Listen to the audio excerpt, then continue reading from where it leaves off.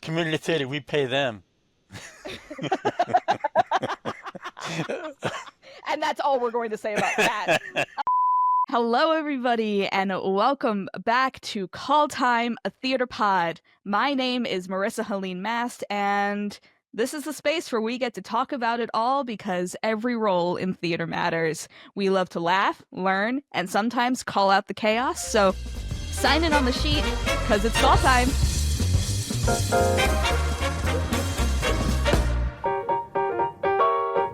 Okay, so this is a very, very special episode to me. Not just because this is my show and every episode is special, but this is special because my guests today are people who, honestly, without them, not only would I not have my love of theater, but I straight up wouldn't exist. You can call them by their names, but I like to call them Mom and Dad. Please present to you my parents, Mims Friedman-Mast and Bob Mast. Hey, hello. Hello. Hello. It's Call Time, a theater pod. All right, so listen, we have theater conversations. I think we've had a conversation about theater probably since I was born, or even before that. Would you agree? Well, you went to the theater before you were born, so yes, I would. Yes, of course. Obviously. So, yeah, okay, so you know what? Here is a look at what's going to happen on today's show. And in the booth, there was no booth. You had to lie on your stomach looking at a slit in the wall to see the stage. And when the show was over, the woman who came gave me a hard time about the $3 said, you know what, that was a $5 show. I feel very called out by the Darren Chris jumping around in my pajamas thing because I know you saw me do that and I'm not embarrassed. Wasn't that great? The stories. I could listen to your stories forever. I mean that. To start us off, I wanted to ask you a question, both of you, a very important question, because I feel in my heart of hearts that there is good theater cringe and bad theater cringe. Now, with the experience you both have, I'm sure you've seen your share of both. So I would really love to know what that means to both of you, if you have examples of both. Well, since you already covered our wonderful trip in 2012 to Evita, I have to dig back into my archives here. I think I have one, if you can even see above me on the wall here, we have the poster from Shrek. So I think that comes to mind for me first. I guess it's an odd cringe. It's not, I don't even know if it's cringe worthy. We actually had a backstage tour of Shrek in 2009. Mm-hmm. But we went to see Shrek in, I think, 2011. And I want to say that we went to see it in the evening. We had seen Ragtime in the afternoon. It was one of our 2 show days. And unfortunately, we sat above the fly line for Shrek. Yeah. And Shrek was in the Broadway theater. Mm-hmm. And I think what got us the most is, and this, I don't really know if this counts as cringe, but whether or not you're with us, if your father and I go to see a show and we sit higher than the fly line, which hasn't been that many times, we kind of get caught up in looking at the technical work. So I think for us, it was seeing somebody up on the catwalk, I'm trying to remember this, sitting there with what appeared to be a jar. And I didn't know what was going on. Maybe you don't remember this because we were busy in the audience because we had a lot of very loud people eating loud candy around us. That I remember. I actually found out later what it was because through all the people I know, I found out that the gentleman who needed to be up on the catwalk had to be on the catwalk for 4 hours. And the bottle was to relieve himself if he needed to. Oh, no. What I understand, through contacts that I have, that was why the jar was there. Now, that was a cringe for me. I didn't see anything in the jar, but good for him. Bob, do you remember that? Actually, I don't. But We were we've so seen immersed. so much stuff. Yeah, you know what? I would put that, I think that kind of intersects between good theater cringe and bad theater cringe because it's a funny circumstance, but an awful thing to have seen when you're at a theater. I think that it's interesting because that particular theater, in the Broadway theater, the fly line, the area where the catwalk is actually visible from the beginning of the rear maz up. So anybody could have seen him. I think he probably didn't use it just for the fact that someone would watch him, Yeah. voyeurism, if you will. So that's my funny cringe. I'm sure Bob has. Well, the only one that comes to mind was when I was at the old Gateway Theater. The old Gateway was a mess. And we were in rehearsal, and all of a sudden we smelled the smoke, and we looked down, and the lights along the floor set the backdrop on fire. Oh my God. We were lighting up the psych and using, back then there were hot lights. Yeah. And it just caught on fire, and we're out there with fire extinguishers trying to get it. God. Yes, that was fun, and we tried to get that theater was really before the renovation. You were up in the catwalk trying to run wires for the lighting, and all you saw was reams and piles and piles of wires that went who knows where, and my God. and in the booth there was no booth. You had to lie on your stomach, looking at a slit in the wall to see the stage. Oh my God. And we haven't. That's on tape. We recorded that show. Oh Yes, yeah, we we have did. everything on tape.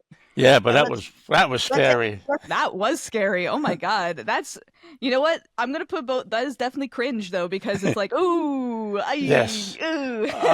Okay. So what I would like to discuss first is something that we've both grown to appreciate and love, which is the theatrical streaming experience.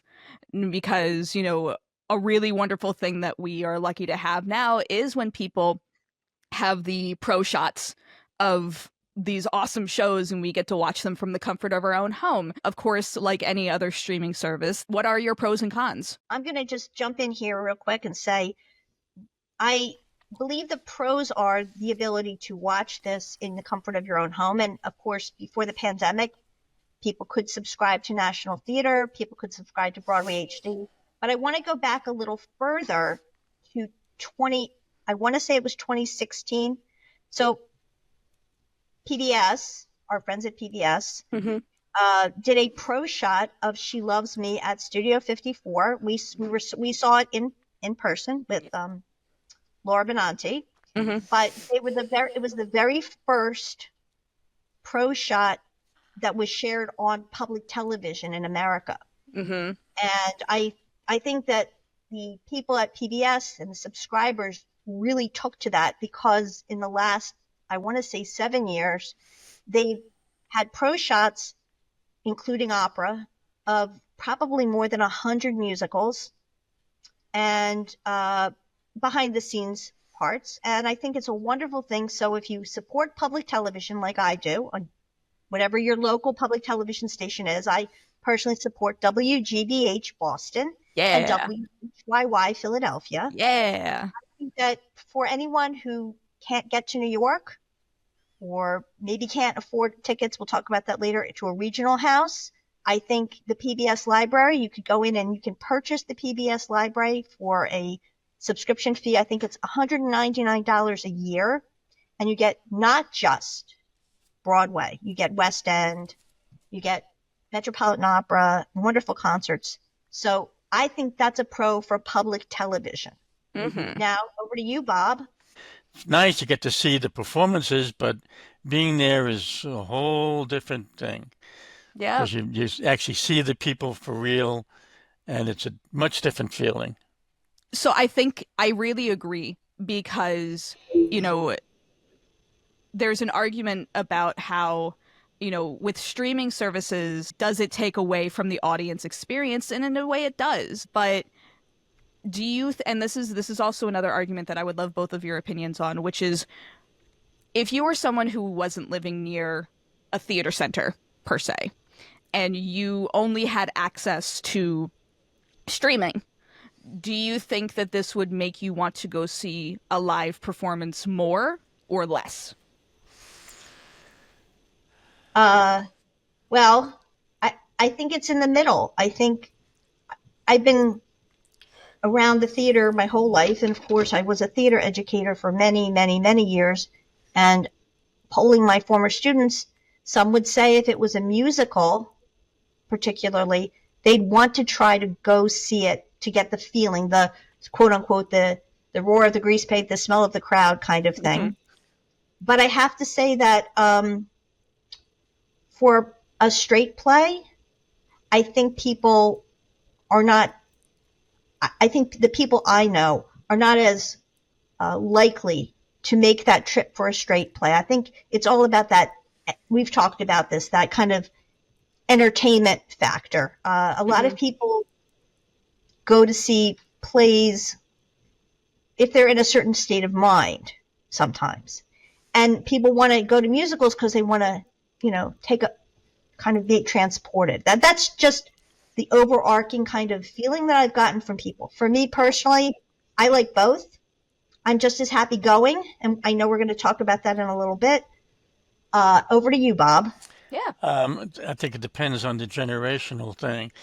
Younger people are so used to streaming everything that I don't think they're just glad to be able to see it. They don't really have to see it in person. But people who have experienced it in the past will probably miss being there live. They'll enjoy the broadcast, but they'll probably say, God, I wish I was there to see this in person. It's an education.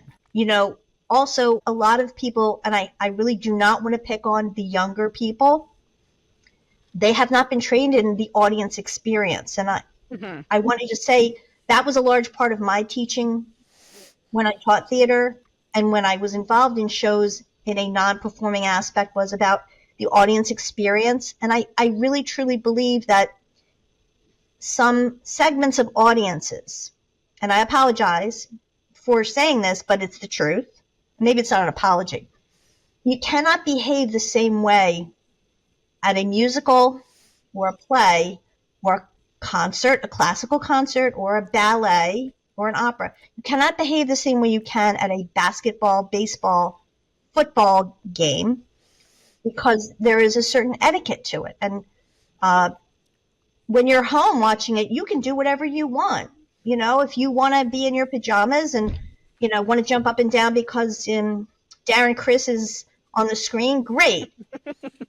But when you're in public, I think behavior comes into it. I think etiquette and manners. And that's all I have to say about that right now. I mean, we covered that on our pilot episode about etiquette. It is important, and I just also want to say for the record, I feel very called out by the Darren Criss jumping around in my pajamas thing because I know you saw me do that, and I'm not embarrassed. I jump around for Darren Criss too. Woo! But I think I really love both perspectives here because I am of the thought where I'd like to hope that with the accessibility that we now have with pro shots, that it will increase somebody's want to be in that room and feel the essence, feel the immersion, feel what they're feeling now with everybody else and feel that connection. And I know that that's not always an availability for everybody, but I at least hope that it increases the want and need to have that experience. And be a good audience member. Now, I would love to know if there is a specific show that you would love to see streamed that would be just as good in person while also at home. Can we have a minute to think about this? Yep. Can you play the Jeopardy music while we're thinking? Yep. Well, is it royalty free? I'll just do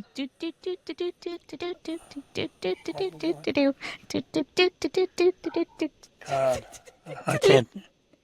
Well, I love to see Godot that we saw live streamed. I loved with Patrick Stewart and Ian McKellen. That was a great experience, but now it's gone, and you can't really go back. But you know what, Dad? You have it in here, and you have it in here. Yeah, I know. But sometimes I like to see it there. I mean, yeah. I guess if I had to go back and look at, there are 3 shows I think that I would have liked to have seen a pro shot of. Mm-hmm. So the very first show I ever saw on Broadway, I was 13, and it was The Wiz with Andre DeShields and Stephanie Mills, the Oh, original man. cast. And I would have loved to have seen that, have that pro shot from then. I would have really liked to have seen someone do a pro shot of both the original and revival of Evita, the one with Patti LuPone and Mandy Patinkin, and then the one we saw with Ricky Martin. Okay. And then I guess for me, it's something along the lines of, I'm a big Pippin fan, and I know that there are some shots of the original Pippin with Ben Vereen, but I really wish that they had done a pro shot when Patina Miller had done her revival. For me, those are big, but I guess the number one that I would have liked to have seen, which they never did, was a pro shot of the original on the West End of Blood Brothers. Oh, yeah. Yeah. So now, with that being said, this is a yes or no question. Just yes or no. Bootlegs? No. The No? quality is just not. It's not quality. It's the legality for me. And to me, it's Okay. it's not a good. It's not the same thing as a professional shot. You're not gonna. Oh, no. It's not gonna catch the essence of the show. It's just gonna be like recording a movie off the screen, type of thing. I'm siding with the rule of law here. I think that any bootleg, with the exception of school performances, which are often deemed an educational recording for families, Mm-hmm. I don't like bootleg. Now, this is part of the show where we would normally have an ad read, but I don't have any of those yet, so we're just going to sit here and stare at the camera. No need to sit and stare. We have an ad read. This episode of Call Time a Theater Pod is proudly sponsored by Side by Side Studios, a trusted name in theater and video production services based in Northfield, New Jersey. Since 1992, Side by Side has served the greater Delaware Valley area with a wide range of creative and technical services. Whether you're preserving your memories through videotape transfer, creating a standout audition reel, or creating a meaningful montage for a special event, Side by Side approaches every project with care and professionalism. To learn more or book a service, give them a call at 609-576-8554 or email them at sbsstudios14@gmail.com. I'm very grateful to partner with such a wonderful business that shares our love of performance, craft, and community. Thanks again to Side by Side Studios for sponsoring this episode. Back to the show! We are here at Call Time a Theater Pod talking about probably one of the hottest topics at this time, which is ticket prices. The rise of pricing in tickets of theater, specifically Broadway, but in general, we've seen that there has definitely been an increase in the price of tickets, and it is some of it is quite shocking. And I think that people will immediately think of the ticket prices of the current production of Othello that is happening on Broadway. The actual seating and tickets for this right now are $975 each, which includes their facility fee. All I can say is, I guess if you're a celebrity, these are part of the perks. But I would imagine if it was a complimentary ticket, it would be written somewhere on the ticket that it was complimentary and there would be no price, unless, of course, this particular celebrity chose to donate that amount. So that's a different kind of topic. So the statistics show that in the first 8 days that Othello was open, it grossed $3.3 million. Wow. The highest week's gross, according to the Broadway League, was bested the following week. So we're talking about the last 10 days of March of 2025. So that was for 8 days. That wasn't for necessarily 8 performances. That was 8 days. Okay. This is right before their opening. And I think that it's definitely celebrity driven, and of course, Denzel Washington is one of my favorite actors, and he's a wonderful, wonderful stage actor. And they knew they were going to be able to fill up the theater. This is cost prohibitive. That's a lot of money for the Broadway League. It's a lot of money for the actors, etc. Yeah. Well, my main thing is like, sure, this is great for the Broadway League, but like, is it great for audiences? Because if you're a celebrity, sure, it could be, you know, basically the equivalent of buying somebody else lunch. You know, it's one of those things. But I worry that this is creating an unnecessary precedent for celebrity heavy shows. What's the theater? Who's the theater for? Is it only for Right. people who can pay $1,000 a ticket, or is it for people who want to come to New York and see and entertain and see a show? Yeah. You know, and not have to sit in the the nosebleed seats with a pair of binoculars, Or which we've done. Here's a yes, we have. But it's so interesting because yeah, like who is this really for? And while these are special experiences, it's not black and white.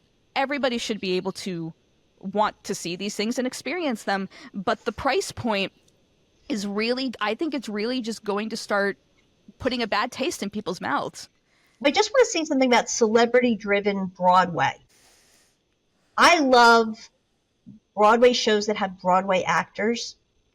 It's not that I don't love movie actors. I am the biggest George Clooney fan in the world, and I still won't spend $1,000 to go watch this because A, I don't have it, and B, he's not a Broadway actor. Now, it was evident earlier this year. Well, this is his first time actually on stage since 1990.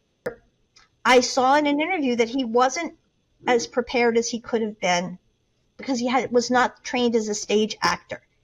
They also had very expensive tickets. They also didn't sell out their audiences because the Vivian Beaumont Theater, which is huge, Massive. and it was a long run. It was like 3 months. Well, not a long run, but because these are restricted runs, Good Night and Good Luck is 8 weeks.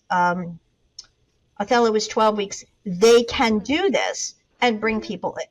So in the interim, you look around Broadway this week and see, all right, who are the celebrities who are not theater actors on Broadway? For example, right now, Sarah Snook from Succession is doing the picture of Dorian Gray and selling it out every night at the Music Box because it's a one-woman show. Mm-hmm. And all of the people who love her on Succession come to see her. Mm-hmm. Over at Glen Ross, you have Kieran Culkin doing 7 shows a week or 6 shows a week and selling out. But all of these people are trained in theater first. So you have to think about that. Then they made their way into television. So are you going to Broadway to see television and film stars, or are you going to see the craft of the actors? And there's a lot going on right now on Broadway in other shows where people are paying, top dollar to see people who are theater actors. I want to ask both of you real quick your opinions on this. It's interesting because we've brought it up a couple times now where Othello and Good Night and Good Luck, they're limited runs. Right. Because it's a limited run, does that justify the price? No, because Jean Smart is coming to do 12 weeks of Call Me Izzy, which is a brand new play, and her tickets are starting at $300, and I understand that the seats are not going very quickly because people figure she hasn't been on Broadway since 1990. I think that's where the discounts will start coming. If pre-sales are not going well. Bob? Dad, what do you think? There's a trend in the last few years of only limited runs. And I think it's because of these named actors don't have the time commitment to do a 3-year show.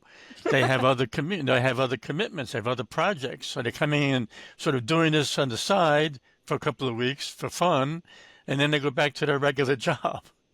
But it makes it very hard for anyone to work your personal schedule around their schedule.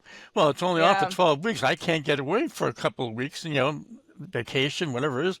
And then they charge these enormous prices because they're doing it for only 12 weeks. They still have to make their money. So the shorter the run, the higher the tickets have to be in order to break even. That's true. And if a show's running 30 years, you don't need to, you can make it very quick, make it slowly. If only 30 Yeah. years.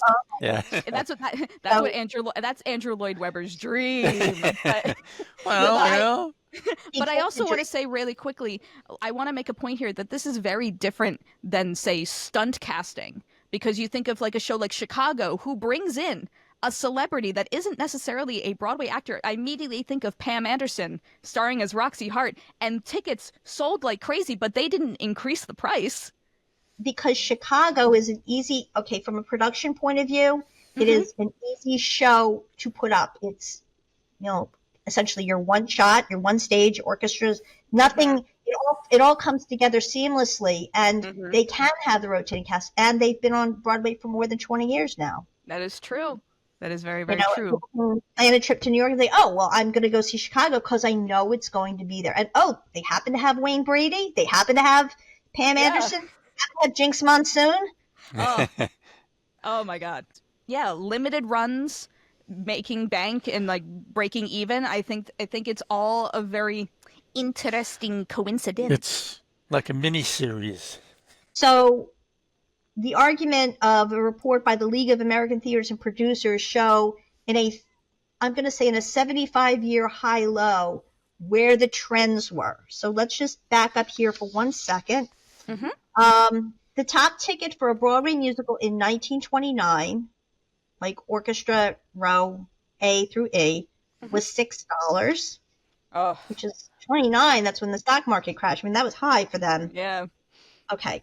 And then this article is from the 1970s, and it has to do with the rise of prices. So I have here actually, in the 1950s, tickets were $6.60 or $8.80 depending upon your location. Here's the actual what I wanted. In 1979, I was lucky enough to see the original Broadway cast of Sweeney Todd. Wow. Yeah, at the Uris Theater, which is now the Gershwin. The adjustment on the ticket was $15, front mezzanine. Wow. And I was part of a group, so that was great. If you adjust that for inflation today, that would be $152. So here's the stats for cheapest seats for most shows. So we have here 1984. We're talking about front mezzanine. We're not talking about orchestra right now. So the statistic is in 1984, front mezzanine rows A through E, $31.34. In 1990, $39.72. In 2000, $67.73. In 2010, $99.62. And in 2019, $152.56. That keeps with all of the tickets that we pulled out of the archives, kind of the adjustments. And now, of course, we see rampant pricing, not just the ones that are driven by celebrity. I feel very, very blessed to say that I have seen many, many shows with both of you. And you, obviously, before I came along, you two were people.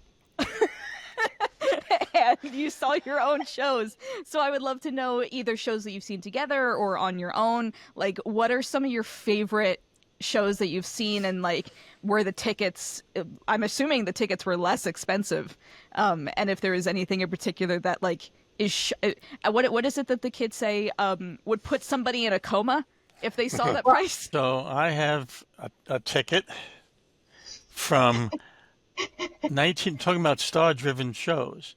Yeah. There was a show called Aren't We All with Rex Harrison and Claudette Colbert. Ooh. And Sherlock Holmes, Jeremy Brett. Jeremy wow. Brett. Were in this show. Wow. It's at the Brooks Atkinson's Theater. This was May of 1985. Right? So And these are big names. Excuse me, 40 years ago. This was Orchestra Row K, $42.50. Oh man. And it was funny because another thing, interesting thing has changed. After the show, we did stage door. Yeah. Back then, there were no barriers, no gates. You just stood outside the theater, and the actors came out, and you talked to them. Now, Free for all. I was standing there, and actually, I was blocking Rex Harrison from his vehicle, from his limo. I had to move to the side so he can get into his limo, and he was a big guy. And then when Claudette Colbert came out, she was surrounded by an entourage because she was a very frail woman, and they escorted her to her limo. Once she was in her limo, she rolled down the window to talk to people. Wow. Jeremy Brett had changed into red sweatsuit because he was going to go around the corner to the New York City gym to do a workout, and he was just standing there next to the theater, and we walked up to him and had a nice conversation with him about his other work, about the show, and it was just, there was no barriers, no Wow. craziness. It was just You know there. what? Because that's. See, everybody. That's called respect and keeping your cool. Because like, that's fantastic. I love Yeah. that a lot. And also just star-driven show for 4250. Yeah, Oh and my God. Rex Harrison is not, my Yeah. goodness. It was a show called Noises Off. Oh, I You love know that show. very well, Marissa. Yes, I do. And I saw Here it. I am in it. Yes. And I saw it on the West End in England originally, and it was just hysterical. But then it came to Broadway. It was a great show, but they did slow it down for American audiences. But this was 1983, Orchestra Center, row O, 3250. Wow, that's like a nice lunch. And that show was just absolutely incredible show. You know the show. It's just it was, even though they slowed it down, it was still an amazing show. Yeah.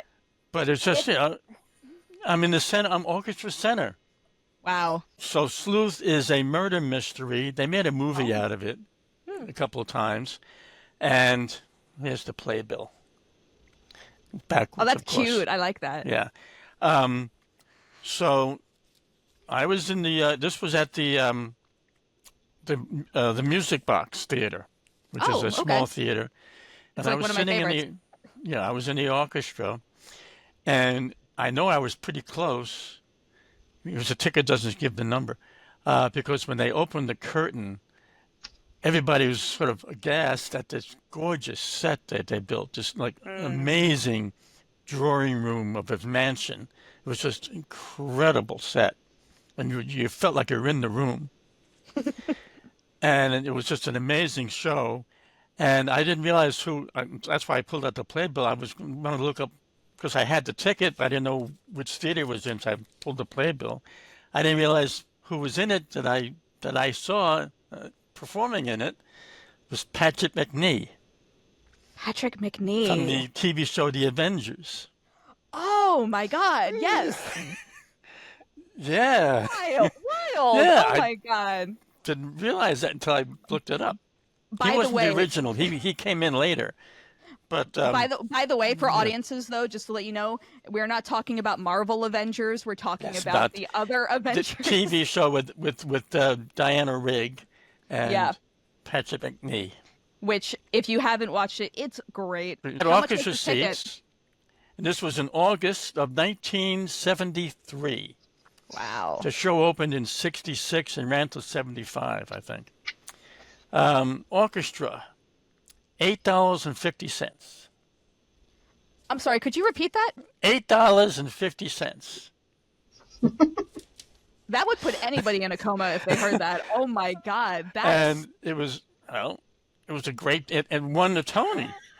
The show won a Tony Award. a Tony Award winning show for yeah. $8.50. Yeah, 50 cents. That's like Yeah.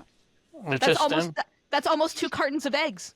Yeah. So, Oh my God. I know everything is relative. And $8.50 back then was, maybe $20, back then, but Oh my still, God. $8.50, anyone can go see that show. That's incredible. Even in 1973, $8.50 was not. Anyone can afford $8.50. Wow. And it's a it was a great show. It's been made into a movie a few times. It's a Oh real my good murder God. mystery. That's So, insane. Greece, Yes. at the Royale Theater, which is now Love the it. Bernard Jacobs Theater. Oh, okay. And this was 1973, November, 7:30 p.m. on a Saturday, Okay. Prime time. prime time, $11.90 orchestra. Oh my God. Literally, we could probably go see you could have probably seen the movie for that And price. that's a big musical, and The original cast with Adrienne Barbeau. but it just shows you, from $850 to $900, what was it, 1,000% increase? Right. So go back to the Broadway ticket pricing that I just read earlier. That's all relative to the economy, because not to be funny, but let's bring it all the way up to this past March, where we were delighted to take you for your 30th birthday to see Audra McDonald in Gypsy. Yeah. And we had very good seats. We had front Yes, we mez. did. Oh my God, they were perfect. But, they came at a price, and plus telecharge adds fees. So the most expensive I've ever spent for a show, and it topped off at $189 a person. So, that was an expensive day. You're raising your eyebrows. I think it's because I didn't realize. It was absolutely 100% worth it to see Audra and Danny Burstein and some of the newer actors in a wonderful theater. Mm-hmm. And, the seats were great. So with that being said, Mom, heading over to you, I want to know your ticket history. So if you have any in particular. Wow. I did go see the OBC original Broadway cast, for those of you who don't know that, of Sweeney Todd with Angela Lansbury and George Hearn, February of 1979. And those tickets, we were front mezzanine again. Those tickets as a group were $14.50, and I remember people saying they're not sure this show is going to be a hit.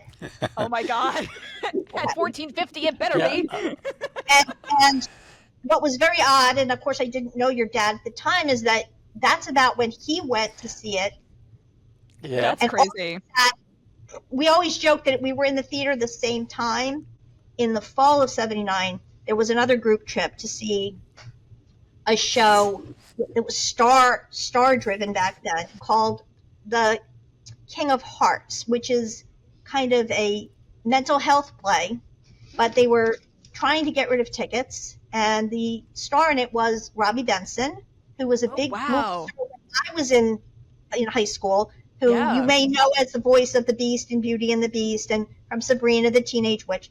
He was in it, and there were 40 of us, and our tickets were $10.50 each, and we sat in the orchestra. That would have been my cheapest, in that era.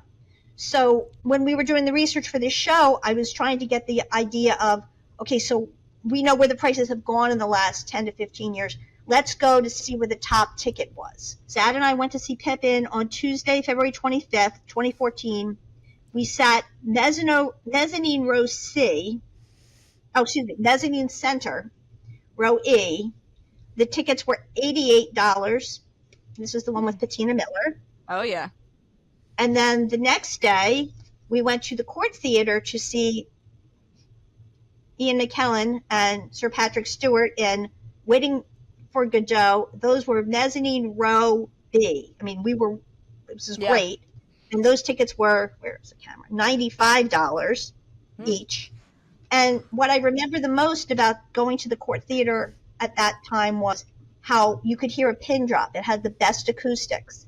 And every single person that was in that theater was there to see Patrick Stewart. It was a really great audience, okay? So that, and then we went to see Gentleman's Guide that night, and we sat we sat front mezzanine. I'm imagining pricing was around $80 then. And then we went, of course, to see Seth Rudetsky in Disaster. And I don't have the ticket for that, but it was in a church on the west side in the basement, and it was a star-studded evening of people in the audience, and I got to sit next to my good friend John Tartaglia. Yay! Which was great, and sitting with Norbert Leo Butz. They were all sitting together. They were sitting in Yeah, our they're row, and sitting next to us on the. It's sitting next to us on this. I won the poster. It was great because Jennifer Simard was in it, and we all love her. And I remember the tickets. This is for you, Joey Monda.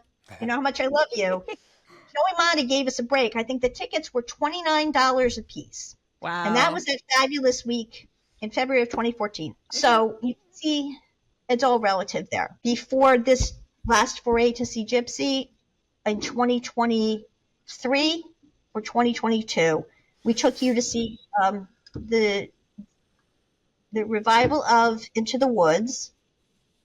Yeah, and that was- this spring we went to see Company. I know that we got very good tickets for that on Today Tex. I think those seats that we got were like $60 to $85 each. I went by myself to the Music Box February 22nd, 2008 to see Hank Azaria in the Farnsworth invention. Yes, I remember that.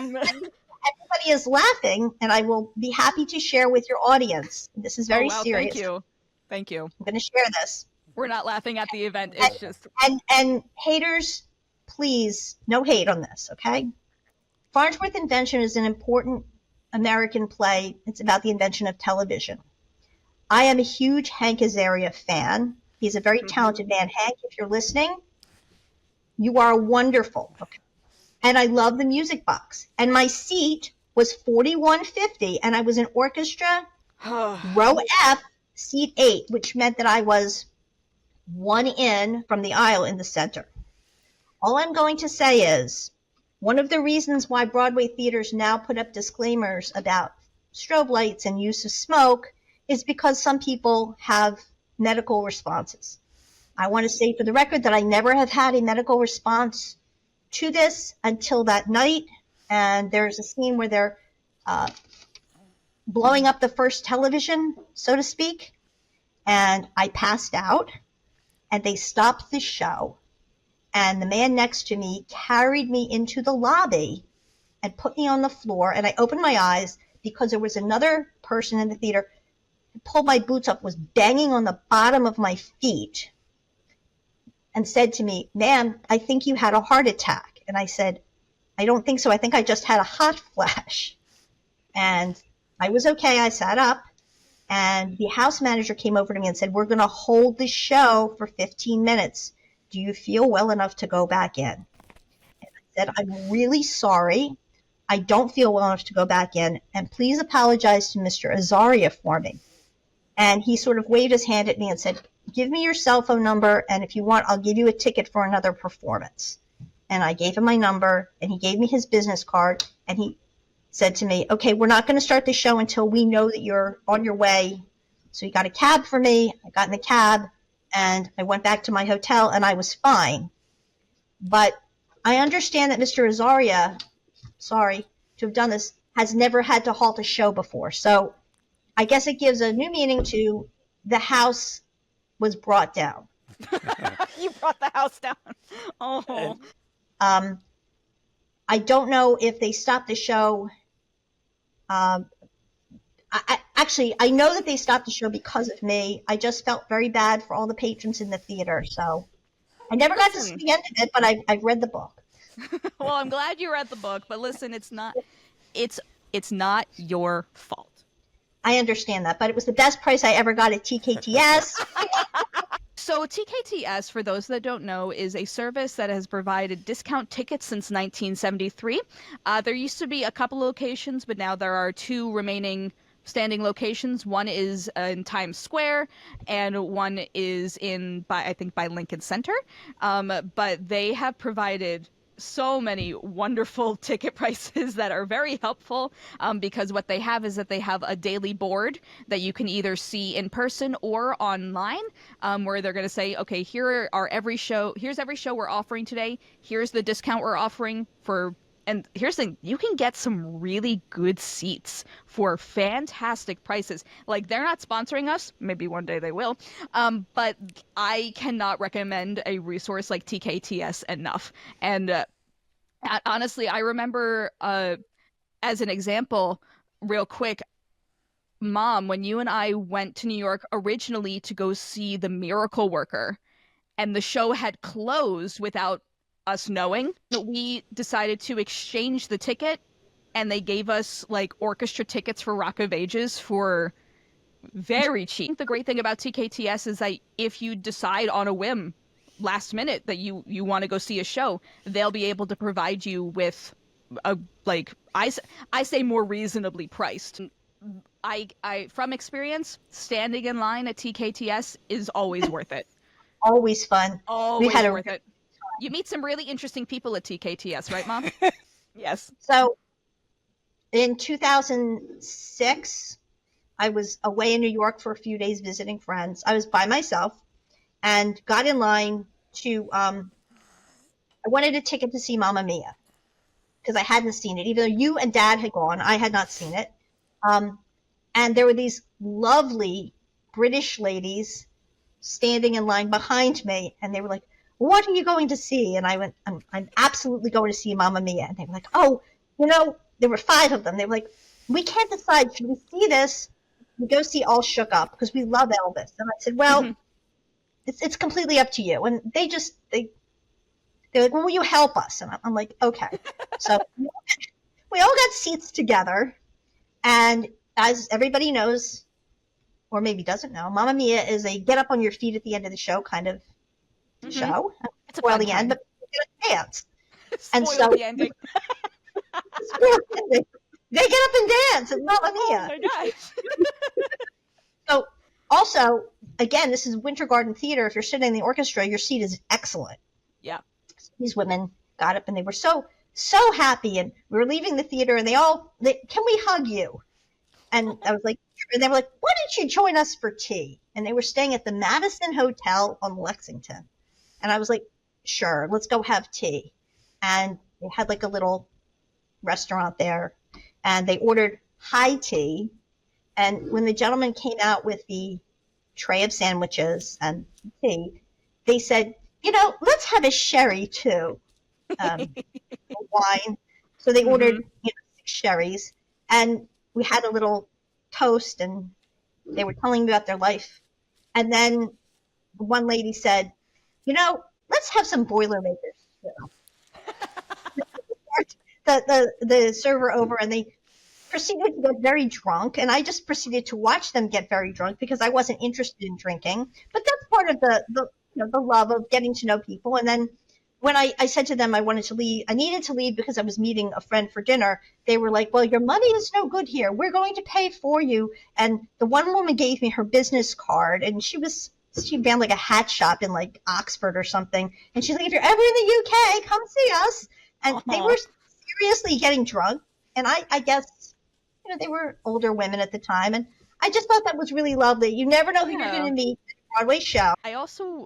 It's interesting. I'm thinking about this now, where the difference between pricing between plays and musicals is very different. And even more so, the difference between Broadway, off-Broadway, regional, and community. I was looking here. I went to go see Hercules at Paper Mill Playhouse with my friend, and tickets were $135. And we were in like the mezzanine area for that, which, I mean, I think that's rather high. Personally. We took you to see Pirates of Penzance at Paper Mill I have that as well. in about 2008, and I'm thinking those seats were around $100 then. But if you have them, those were $43. Paper Playhouse is a regional house, and right. And then I think of tickets that I've seen for Walnut Street, or for the Muni, or for La Jolla in California, and tickets are also kind of pricey these days. And I think it's very interesting. And then you think of community theater or educational theater, which we're giggling because we've been waiting to tell the story for a very long time. Community theater, we pay them. And that's all we're going to say about that. Yeah. No, all I was going to say is I had the pleasure of being in a wonderful production of Little Women, where it was at the local community college. and we were offering specific pricing. And I'm going to hand it over to Mom for the rest of the story because you tell it best, but I just wanted to say that first. So at this particular community college where I was a professor for a long time, we had pricing based on whether you were a current student or alumni, which was one price. And then we had general audience. And what were those prices? So, okay, well, let me explain something. When you, for the listeners out there that don't understand or don't know, when you license a show through Concord or MTI, you have to charge certain prices based on the seats in your theater. And we were supposed to have it in the theater, except there was a flood, and we ended up doing it in the cafeteria, which actually worked really well. So that was what they called mobile seating. So the price went down on what we were allowed to charge. We also knew that people were not going to take out big bucks. So the price if you were a general audience member was $5. It assured you a chair. It was a wonderful show. Marisa was wonderful. The whole cast was wonderful. The experience was very, very good. Yeah. I was the producer on that show. Yes. $3 if you were a current student or alumni. So we had the situation when we were at the desk selling the tickets the day of the performances with a couple of people, one woman in particular who, I don't know if she graduated or she just went there. She had her ID from 1973. Wow. And she said to me, I'm going to have a $3 ticket. And I said to her, well, you're not a current student and you're not a current alumni. And she said, well, I don't know if this is going to be a $3 show or a $5 show. And I said, because I thought, well, this is like, this is a show where if we'd had it in the theater, the tickets would have been $10 for alumni and current students, and like $12 for everyone else. And we didn't really make any money on this show anyway. And we had one parent say, well, I'm not going to give you any money because I pay my son's tuition. And if you want to throw me out, throw me out. So I just said, go on in and enjoy. So you're talking about the very bottom of people who are trying to enjoy theater. And when the show was over, the woman who came gave me a hard time about the $3 said, you know what? That was a $5 show. And I said, I'm so glad you enjoyed it. And the person who wouldn't pay for the ticket said to me, I don't think it was worth anything. And I just left. And so, that's at the very bottom. Now, to this day, I just want to say, whenever we go see a show and we feel that it's good, we say, now that was a $5 show. And if we don't like it, we say, that was a $3 show. Because so that's a really good transition where I wanted to go when you asked the question about paying for theater locally. Yeah. So, not everybody's affiliated with an A house or a B house or a road house or whatever. I want to say that I felt like the pricing for regional theaters, meaning a theater that has LORT status or special artist status, you're fair to charge for orchestra seats in the $25 to $50 range. I believe that because you are a working house, you have, royalties, and then you want to pay your actors. Then you get into the community theaters, and maybe some of them are regional houses in that they're a standing house and they pay a stipend for like travel fee or for a technical services director, like your sound person or whatever.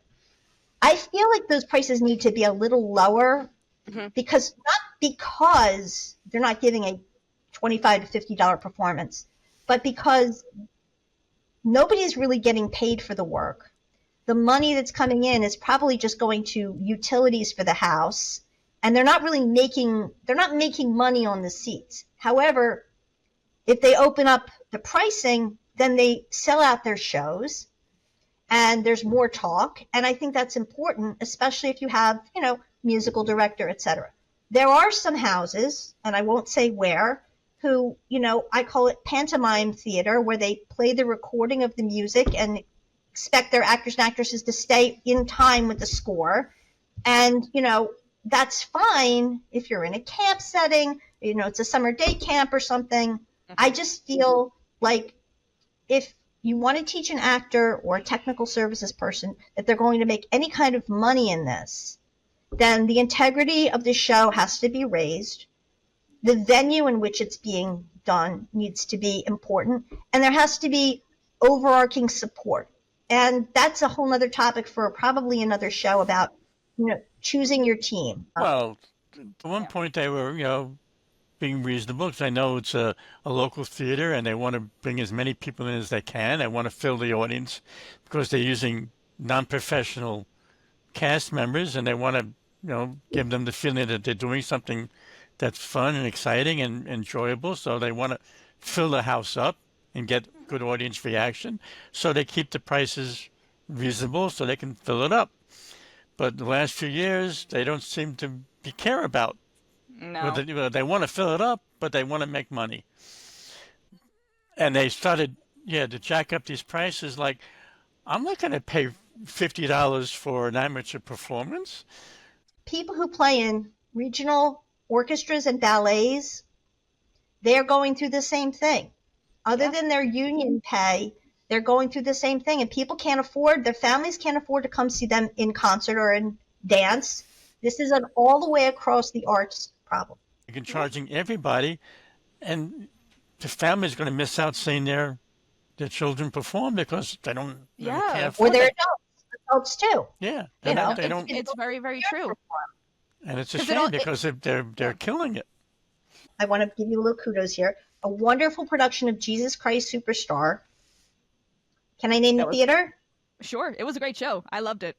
Wonderful. It was a 10-day run of Jesus Christ Superstar at the Lavoy Theater in Millville, which is a beautiful house. Yes, it is. And those tickets were reasonable, but they packed it in and everybody loved it so much that they ran an extra weekend. I remember they added a weekend on because the entire cast was phenomenal. The music was wonderful.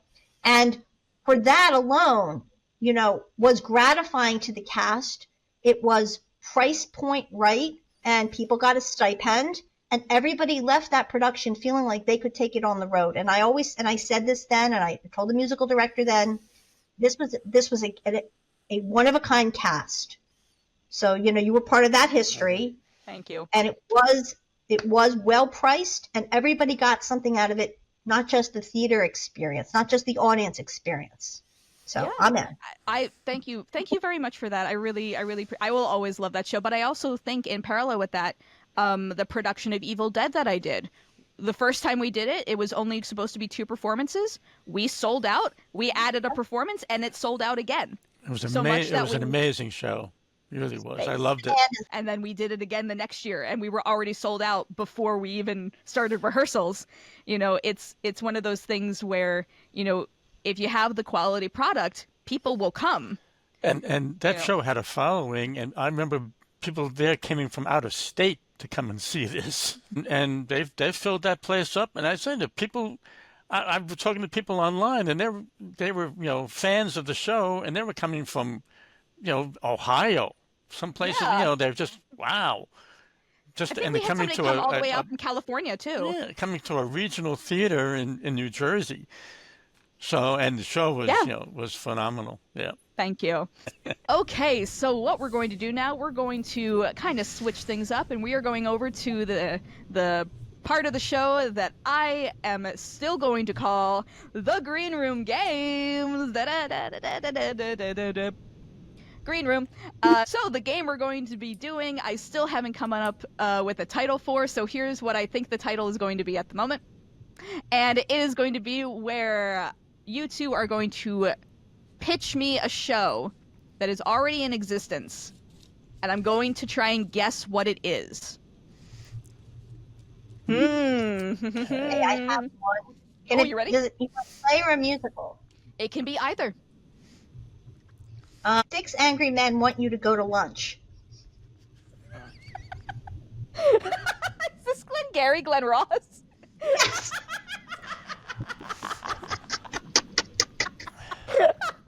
I love that. I love that. That's really funny. You know that's going to get all-female version in July. which I'm excited about. I wish I had known about that, or else I would have auditioned for it. I can't wait to see who they cast. Yeah. All right. Bob, do you have one? Yeah. How about it's a play about doing a play, but everybody sort of messes up their dialogue and they all get angry at each other at one point. Oh, I was originally going to say Noises Off, but this is the play that goes wrong, right? No, it was Noises Off. Oh. It's similar. It's a similar thing, but they weren't actually doing it on purpose. Oh my God, true. Play that goes wrong. No, I'm sorry. Noises Off walked, so play that goes wrong could run. Yeah. I got Oh, one. but that's really funny. All right. Rotating cast, British, World War II, a farce, play goes wrong meets Monty Python, and Jerry Ann Perez has 3 parts. We love Jerry Ann Perez, and that is absolutely Love it, Jerry Ann. Operation Mincemeat. Yeah. Which, if you haven't listened to the album yet, highly recommend it. It's a lot of fun. I hope I get to see it, but who knows if I will. I hope that there's a pro shot. All right. All right, Dad, you got another one? Here's a musical. All right. One actor plays a dozen roles. Oh, Gentleman's Guide. Yes. Yeah. Probably one of my favorites. I think we had such a blast at that. I got one more. All right. Boy band, Kate Shindle, Jose Lana. Boy Dud. band. And we loved it, and it was a dud. It closed early. Oh, this was Wonderland. Oh We my love God. Shindle, We love Lana. Kate It was Kate great, Shindle. and what a great soundtrack. I mean, listen, it was Keith Frank Singer. Wildhorn. It was great. Yes. I loved it. Listen, Jose Lana singing a Carlos Santana type of song, that was a lot of fun. I got one for both of you to close us out. Okay. Orphan girl goes to school, has a secret best friend, doesn't know that she already knows who this is. Daddy Longlegs. Yes, Daddy Longlegs. I got one for you, Dad. I think you're definitely gonna know this one. A woman comes into town to help a family, claims that she isn't magical, and yet magic always happens around her. Is that Mary Poppins? Yes, it is. It is Mary Poppins. I was gonna make a joke that was like, she probably is a Time Lord, but we aren't really sure. Good job, you guys. You know, that was the Green Room Games. So Very good. as we're coming to a close, I want us to turn our attention to our lovely audience right now who has been so responsive on our social media platforms. All right, so I posed the question on our Instagram, and which you can find here, and soon I will also be posing other questions and extra information on our Patreon, which you can find here. So I asked the question: how expensive should a theater ticket be, Broadway, as an example, versus regional versus community? And I want to thank everybody for their feedback. Honestly, I think I'm always so intrigued by people's answers, because honestly, there were some that I was not expecting. However, I will start at the bottom, which is community. Everyone was in agreement that community theater should not go higher than $20 a ticket. And honestly, I think that's fair. I think it provides all of the things that we were talking about before in terms of, you know, being reasonable for audiences, as well as making sure that we're still making and breaking even on the production. And then the differences in response actually came for regional and Broadway. For instance, I have a response here from someone who said that regional should be between 35 and 125, between 50 and $80, 75 to 100. Ideal for good seats, no more than 100. For Broadway, there was somebody who responded saying that Broadway shouldn't exceed $350 a ticket. And I'm curious to know if I found that a little high still. But I guess it depends on where you're sitting, correct? Well, Sometimes it's about whether you're in the orchestra or the front mezzanine, because some front mezzanine seats are just as expensive as the first 10 rows of the orchestra. well, the mezzanine usually overhangs, Okay. half the orchestra. So Yeah. Right. sometimes you get a better view from the front mezzanine than you do from the orchestra. Let's put it this way: if the tickets for Good Night and Good Luck and Othello topped out at $350, it would make that more available to people who really want to see that. Yes. I think that $350 is high for Rear mezz. well, no, $350 is high for anything that's not orchestra. How's that for an answer? Yeah, no, I think that's a good answer. And is that including because it's like the ticket pays for you to get into the door. It doesn't necessarily pay for it doesn't cover your, if you want to go get a drink or a merch. You know? During the preview periods, I know that during Othello, that the people who were sitting in the orchestra also got a shirt and a hat, was waiting for them on their seat. I can tell you that your father and I saw Dirty Rotten Scoundrels in previews, and there was a CD of the musical on our seat. Yep. So there are things that can be done. My producer friends have explored this. I think it comes down to the Broadway is not going to get any cheaper. I think these pricing is to stay for a while, and then it'll run its cycles. I want to thank everybody again for participating in this. We're going to be having a lot more polls and questions coming to us, so make sure to stay tuned for that. I've come to really, really enjoy theater thanks to both of you. Not just like as a performer, but like as a technical person, as a producer, as a writer, as a dancer, like all of these things that you taught me. Honestly, it's going to sound completely cheesy, but if it wasn't for what you taught me, we would not have this podcast. And because you also both gave me the idea of like listening to everyone's perspective, because every role in theater truly matters. And, I guess I'm biased because you're my parents, but like you guys are kind of the best that way. And thank you. It was our pleasure to be your guests today. I have a question for your viewers for next time. Let's go. If you can answer the question through Marisa, we'd like to know how having a celebrity in a Broadway show drives you to buy your ticket. Because there's so many great, we didn't talk about it earlier. There's so many great Broadway actors on Broadway, and the tickets are reasonable. If you really want to see a good show, a lot of my friends are really enjoying Death Becomes Her because you've got the fabulous Jennifer Samard. And you've got Megan Hilty. Okay, and our friend Christopher Sieber. Hi, Chris. Hi. And those tickets are reasonable. They're between $50 and $150, and that's good 2 hours out at the theater, and it's musical theater. Yeah. Just putting that out there. So if your followers want to say something about that, please put it in the comments. We want to know. Put it in the comments. And all love, peace and love, no hate. Is there anything you want to promote right now, or is there any message that you want to give to other people out there, whether they're in the industry or not, and anything that you want to give in terms of, advice? Bob, you go first.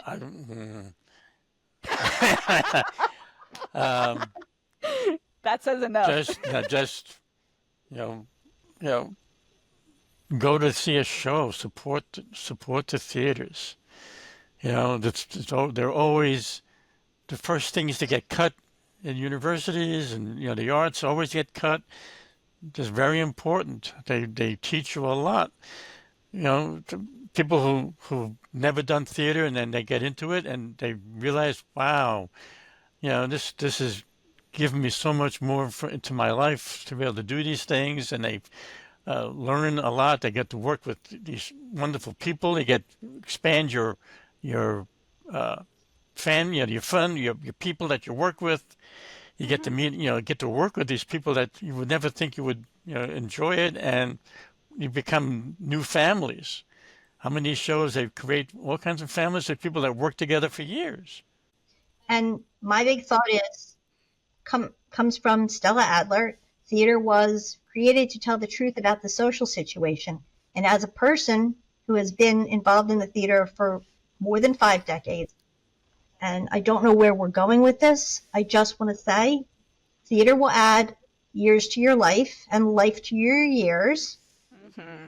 And casting people, always remember, the person you want for your job, the person you want to cast is the person who will solve the problem, not the person who had the best training or the person who's done the most. Take a chance casting people, take a chance on people who will be the best solution to your casting problem. That's all I want to say about that. Thank you for having us.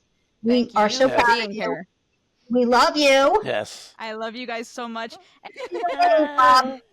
This has been Call Time, a theater pod. My name is Marisa Helene Mast. You are the audience. Thank you so much for signing in, and we will see you next time. Bye-bye now. Say goodnight, Mom and Dad. Good night, Mom and Dad.